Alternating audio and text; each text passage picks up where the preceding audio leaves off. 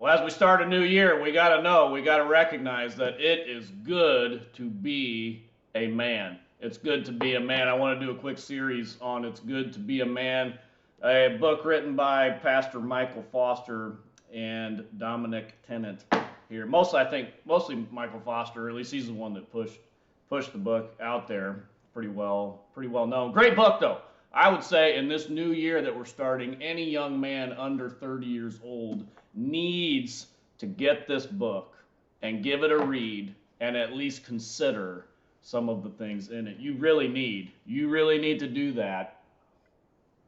If you're under 30, get this book.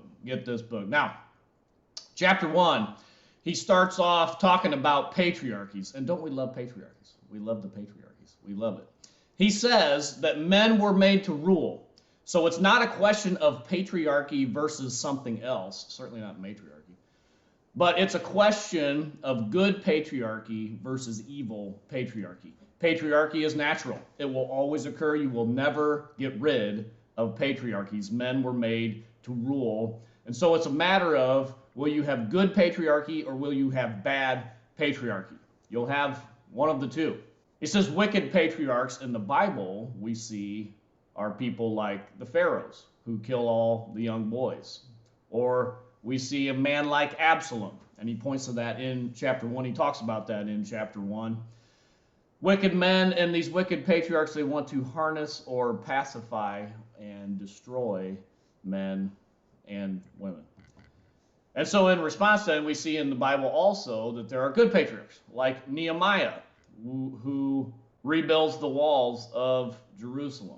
And he says, as the church goes, so society goes as well. And so do we have good patriarchs in our churches? So in the chapter, he highlights the state of manhood today. And it's not good. It's not good from what Pastor Michael Foster highlights. He says, technological and environmental shifts have resulted in men having such low testosterone levels that their grip strength is weaker than a woman's grip strength from a generation ago.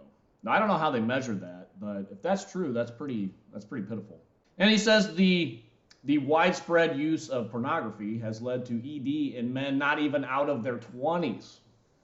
Now, that's crazy. If that's true, that's crazy. That is crazy. He says social media and dating apps have made the relational marketplace so extraordinarily competitive that some men just give up and abandon the idea of having relations with a woman, or they just turn to virtual reality with women or sex robots. Man, I hope that's not going on. Well, I guess it is. I don't know. I hear reports of that too. I don't know what's going on. He says masculinity is shamed. Strong men are vilified as toxic. Those who speak out have their houses destroyed. Fathers are portrayed in mass media as unnecessary buffoons. Now that's true. Like what show have you seen lately in the past 30 years where the father is seen as a good, strong, wise man who is leading his family? Well, it doesn't exist. Like it does not exist. He says now this is even off topic from masculinity and being a man. He says anyone esteeming motherhood as foundational to femininity is vilified and canceled as well. He goes into highlighting that no-fault divorce, welfare, and wickedly prejudicial custody laws incentivize women to leave their husbands and take everything they have, destroying the patriarchy.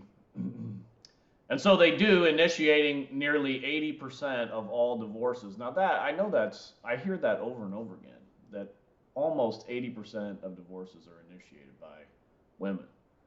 And normally, the woman's response to that I hear is, well, of course, men are so bad, why wouldn't they be? Men are so trash, why wouldn't you be doing that? But then, I heard this argument too. They said, well, if we look at same-sex couples marrying, you say if men are such trash, that's why women get divorced. Did you know that lesbian married couples have twice the divorce rate that gay men married couples do?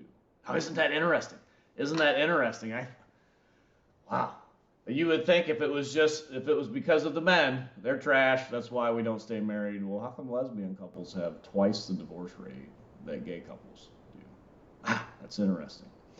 And so he says that evil patriarchs, they target young men. They harness young men.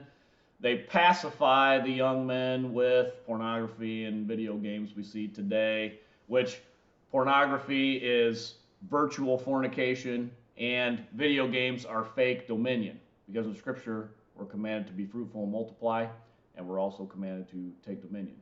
Those two things give you fake of both of those. And so this in turn destroys the young, up and coming patriarchs. Now that's a good thought. I think that's true. I think that's true. Like we have a generation of young men that are just pacified by fake things. It's just fake stuff. It doesn't make any difference in society at all. It's just fake. And so the call in chapter 1 then for the church is, where are the Nehemiahs of today who are going to rebuild the walls of society? Where are these Nehemiahs at? Where are these patriarchs who are going to do it? And he says, as a chastisement to the church, that the church is not known for having Nehemiahs in it. That's a chastisement to the church. It's a good book. You got to get this book. You got to read it. You got to read it and at least consider. And Christ is winning. He is building his church, and the gates of hell will not prevail against it. Until next time, this is the Postmillennial Man.